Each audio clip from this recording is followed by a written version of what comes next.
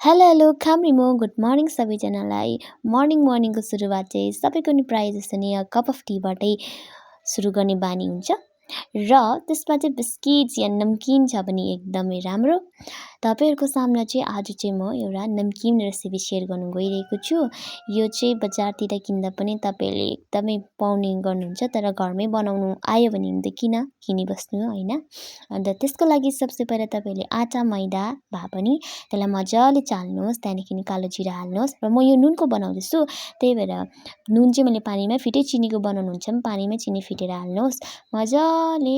त्यहाँदेखि त्यही पानीले डो बनाउनुहोस्। यत्तिको डो भइसकेर चाहिँ त्यहाँदेखि चाहिँ तपाईँले जुनै सेपको बेल्दा पनि हुन्छ, त्यो फरक पर्दैन। यति चाहिँ हो, पातला बेल्नुहोस्।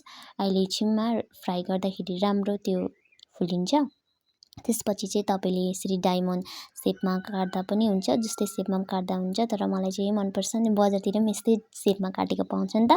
अन्त मजाले फ्राई गरेर चाहिँ त्यहाँदेखि रातो भएर चाहिँ निकाल्नुहोस्। तपाईँ जति क्वान्टिटीमा बनाएर राख्दा पनि स्टोर गर्दा पनि हुन्छ। र त्यहाँदेखि तपाईँले कहिले खाजा के भोक लाग्दा पनि खाँदा पनि भयो, चियासँग जहिले खाँदा पनि भयो। र यस्तो हुन्छ, कस्तो मजाको। आजको भिडियोमा चाहिँ यति नै। Bye bye, enjoy guys.